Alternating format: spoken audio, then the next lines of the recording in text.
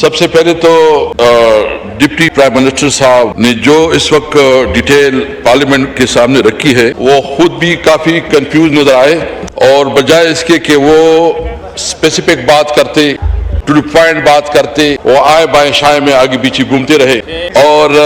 سوال یہ ہے کہ جب آپ اتنی بڑی ڈیسیجن لینے جا رہے ہیں تو اس ڈیسیجن میں آپ نے اس پارلیمنٹ سے کوئی مشاورت کرنی تھی کہ نہیں تھی؟ پلیز ہاؤس ان آرڈر کر، پلیز اسپیکر صاحب، کہ جب اتنی بڑی ڈیسیجن لینی تھی تو اس ڈیسیجن میں جی دوسری بات یہ کہ چاہیے تو یہ کہ جب آپ اتنی ایک بڑی ڈیسیجن لینے جا رہے ہیں تو یہ پارلیمنٹ پارم 47 کی صحیح، لیکن جو کچھ بھی ہے آپ اس پارلیمنٹ سے تجاویز لیتے۔ میرے خیال میں آپ نے تو شاید اپنے جو آپ کے پارٹنرز ہیں، آپ کے جو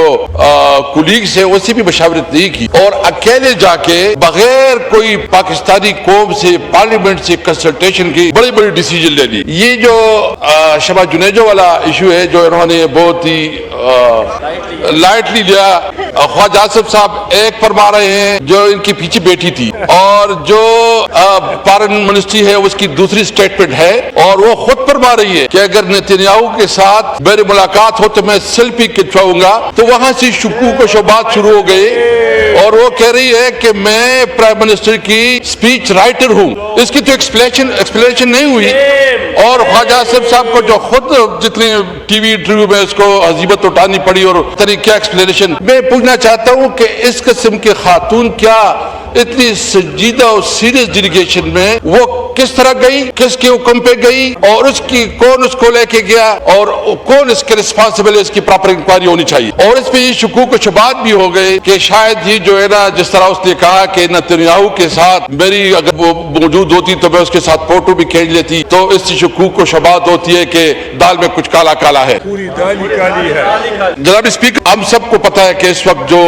فلسطین میں جنوسائیڈ ہو رہا ہے، 60,000 سے زیادہ مرد، خواتین، بچے شہید ہو چکے ہیں، گھر، اسپتال، سکول، پورا نظام انفراسٹرکچر تباہ برباد ہو چکا ہے۔ یہ بدترین جنوسائیڈ ہے، اور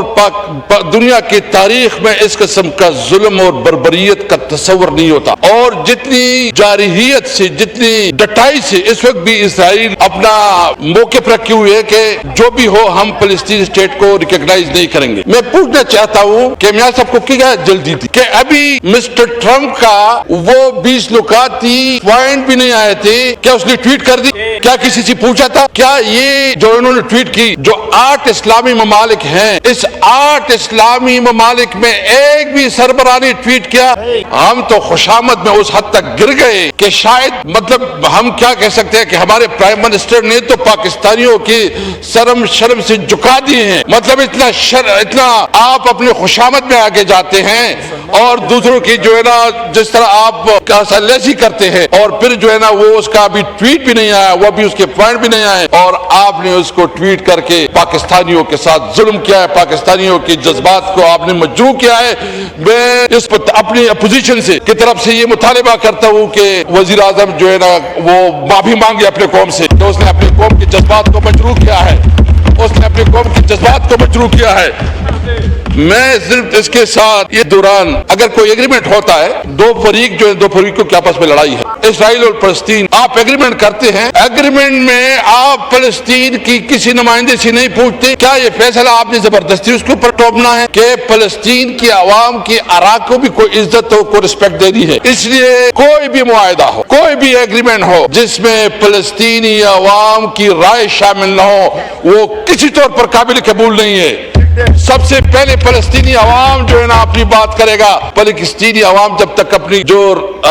وہ اپنی منشا ظاہر نہ کرے اس وقت تک کوئی فیصلہ، کوئی ڈیسیجن نہیں۔ اور مجھے تو افسوس اس بات کا ہے کہ اس طرح دکھایا جا رہا ہے کہ شاید آپ نے ایک بہت بڑا کام کیا۔ آپ نے تو فلسطینی عوام کے ساتھ ظلم کیا، آپ اس کو کنسیڈر ہی نہیں کر رہے۔ اس کی جنوسائیڈ ہو رہی ہے، ان کی نظام تباہ برباد ہو گئے، اس کی زندگی ختم ہو گئی ہے۔ دنیا کی تاریخ میں اس قسم کا ظلم کا کوئی تصور نہیں ہے، اور پھر بھی آپ کہتے ہیں کہ نہیں ہم جو ہے نا، میں اس موقع پہ کہتا ہوں کہ پاکستانی عوام، 25 کروڑ عوام کسی بھی صورت میں اسرائیل کو تسلیم نہیں کریں گے،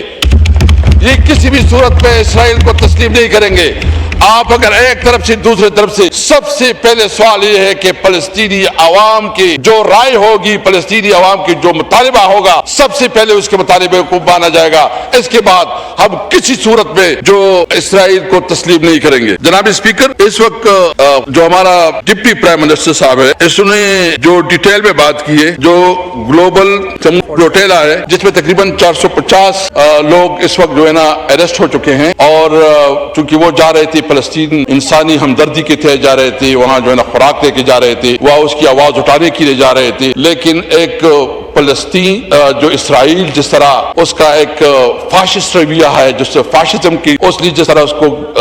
اریسٹ کیا ہے، ہم اس کی مذمت کرتے ہیں اور مطالبہ کرتے ہیں کہ حکومت پاکستان اس کے لیے ڈپلومیٹک چینل کے تمام ذرائع استعمال کرے تاکہ ان کو باعزت باحفاظت جو ملک میں لایا جائے. میں اپنی بات اس لیے مختصر کرنا چاہوں گا کہ مولانا صاحب بھی بیٹھے، وہ بھی بات کرنا چاہیں گے، اور میں سمجھتا ہوں کہ اگر اس نے بات کرنی ہے. میں اس موقع پہ جو حرمین شریفین کے حوالے سے بات ہوئی ہے، دیکھیں حرمین شریفین جو ہے نا یہ ہمارے مذہب، ہماری عقیدت کا حصہ ہے. اس پہ کوئی سیاست نہیں ہونی چاہیے. اس پہ عمران خان نے بھی جو پیکٹ سائن ہوا ہے اس کو اپریشیٹ کیا، اس کو انڈورس کیا ہے. اب اس کو انڈورس کرتے ہیں، اور ہم سمجھتے ہیں کہ اگر حرمین شریفین کی طرف کوئی کسی قسم کا میری آنکھ سے بھی دیکھے گا، پاکستانی قوم اس کے ساتھ کھڑی ہو،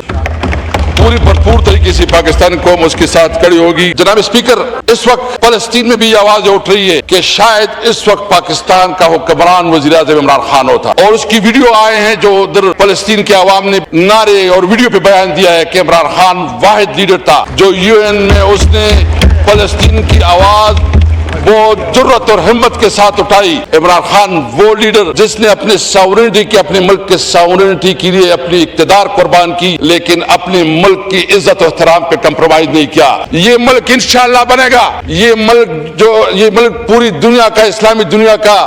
لیڈر ہوگا، اور اس کا لیڈر عمران خان ہوگا انشاءاللہ تعالی. ہم پوری امت مسلمہ کو اکٹھا کریں گے، اور جس طرح دیگر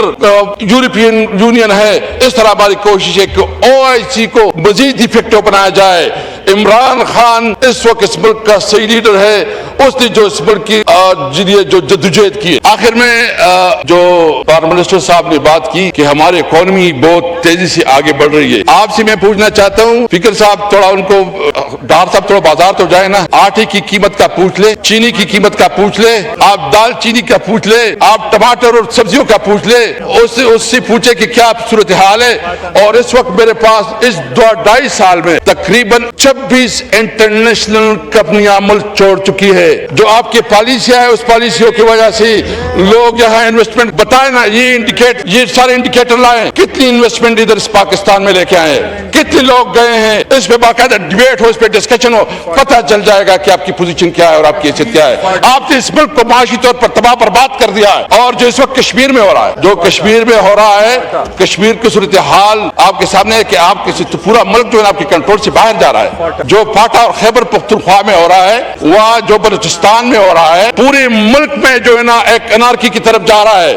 اس وقت ضرورت اس بات کی ہے کہ اس نااہل حکومت سے، اس ناجائز حکومت سے، اس فارم 47 کی حکومت سے، یہ جو عوام کے نمائندے نہیں اس حکومت سے جان چھڑا جائے، ری الیکشن کیا